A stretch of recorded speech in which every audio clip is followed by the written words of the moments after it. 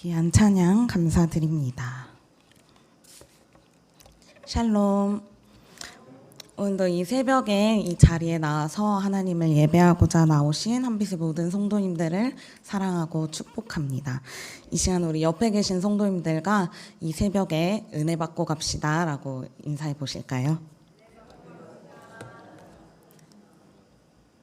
요즘 저는 여름성경학교 준비를 하고 있습니다.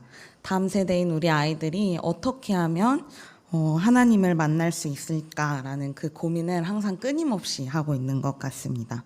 이렇게 준비하는 성경학교가 저에게는 때로는 부담되기도 하고 기대가 되기도 합니다. 그리고 이 성경학교가 은혜 가운데 잘 준비되고 진행되기를 매 순간 기도하고 있는 것 같습니다. 이런 얘기를 제가 설교의 서두에 하게 된 것은 오늘 우리가 살펴볼 인물이 느헤미야인데 그 느헤미야를 통해 기도에 대해서 한번 나눠보자 합니다. 느헤미야는 어떤 사람이었을까요? 바벨론의 포로로 끌려가 포로기 생활을 경험하고 있던 사람이었습니다. 11절에 보면 이 사람의 직업은 술관원이라고 나와 있습니다. 당시 술관원은 요직 중에 하나였고 왕이 신뢰하는 사람이었다고 합니다. 그래서 옆에 있었던 것이었고 그 옆에서 간언할 수 있는 위치였습니다. 이 술관원이 되기 전에 느헤미야는 하나님께 기도를 합니다. 그것이 오늘 우리가 함께 읽었던 3절에서 11절 말씀입니다. 그는 어떤 상황이었기에 기도를 하게 되었을까요? 바로 자신이 살고 있는 자신의 고향이 불타고 허물어졌던 상황입니다. 3절에 보면 예루살렘 성이 허물어지고 성문들은 불탔다는 소식을 듣게 됩니다. 이 사실을 듣고도 느헤미야 자신이 아무것도 할 수 없다는 것에 무력감에 빠져 그는 4절에 금식하며 기도했다고 성경은 기록하고 있습니다. 느헤미야의 기도를 보며 우리는 세 가지 기도의 모습을 한번 나눠보자 합니다. 첫 번째 모습은 어려운 상황일수록 하나님께 우리는 기도해야 한다는 것입니다. 코로나19 팬데믹 이후 우리는 다시 신앙을 회복하자, 다시 모이자 라는 슬로건을 걸고 모이는 데 힘을 썼습니다. 그러나 이 3년이라는 시간은 너무나 길었는지 나도 모르게 온라인 예배를 드리는 것이 익숙해져 버렸고 예배당에 나오는 것이 너무 어려워졌습니다. 또한 어떤 결과에 대한 그 기다림이 부족해졌습니다. 그래서 교회는 갈수록 어려워지고 힘들어지고 있습니다. 이럴 때일수록 느헤미야처럼 눈물로 흘리며 하나님의 전에 나와 기도하고 예배해야 합니다. 이스라엘이 어려울 때 기도했던 느헤미야를 후에 성전을 재건하고 성벽을 건축하는 데 사용하신 것처럼 우리를 사용하실 하나님을 생각하며 우리는 눈물로 기도해야 합니다. 느헤미야를 통해 바라본 두 번째 모습은 어떤 모습인지 함께 7절 말씀을 다 같이 읽어보도록 하겠습니다. 주를 향하여 크게 악을 행하여 주께서 주의 종 모세에게 명령하신 계명과 율례와 규례를 지키지 아니하였나이다. 느헤미야를 통해 우리가 알아야 할 기도의 모습은 회개의 모습입니다. 우리는 삶을 살아가면서 수없이 많은 사탄의 유혹에 처해 있습니다. 또한 저도 살아가면서 이 사탄의 유혹에 많이 받고 있습니다. 그 유혹을 이길 때도 있지만 때로는 넘어지고 하나님과 멀어지는 결과를 초래하기도 합니다. 느헤미야가 살던 시대의 이스라엘은 하나님과 멀어졌던 결과로서 포로기 생활을 했습니다.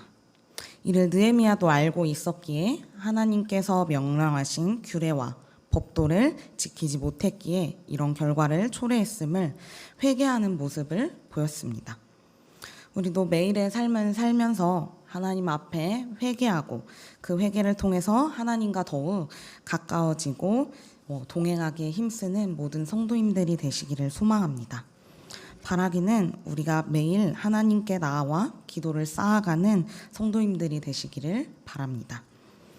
우리가 우리의 죄를 고백하고 회개할 때 하나님께서 우리의 속에서 다시금 부흥의 역사를 일으키실 줄 믿습니다. 마지막 모습은 하나님께 간구하는 모습입니다. 함께 11절 상반절을 같이 읽도록 하겠습니다. 주여 구하오니 귀를 기울이사 주의 종의 기도와 주의 이름을 경외하기를 기뻐하는 종들의 기도를 들으시고. 하나님께서 시간을 정하여 기도하고 회개한 후에 마지막으로 보여준 모습은 하나님께 간구하는 느헤미야의 모습이었습니다. 기복신앙은 자신의 원하는 것을 신에게 갈구하는 신앙이라고 할 수 있습니다. 고국 이스라엘의 어려움과 힘듦을 알게 된 느헤미야도 하나님께 이렇게 기도할 수 있었을 겁니다. 하나님, 우리가 다시 회복하게 해주세요. 우리가 다시 회복하게 해주세요. 라고 말입니다. 하지만 느헤미야는 5절에 하나님을 사랑하고 계명을 지키는 자에게 약속을 지키시는 분입니다. 라고 기도하며 방금 우리가 함께 읽은 상반절, 11절 상반절에 종들의 기도를 들어주세요. 라고 말합니다. 자신의 뜻을 하나님께 관철시키는 것이 아닌 하나님의 뜻을 구하되 자신의 기도를 들어달라고 소망한 것입니다. 바라기는 오늘 이 자리에 나아오신 모든 성도님들 가운데 느헤미야의 모습을 기억하고 나의 뜻과 나의 생각을 하나님께 관철시키는 것이 아닌 하나님의 뜻이 무엇인지 알게 해달라고 간구하시길 바랍니다. 그래서 하나님의 뜻을 구하기에 힘씀을 통하여 하나님과 더욱 친밀해지고 가까워지는 이번 특별 새벽 기도의 기간이 되시기를 소망합니다.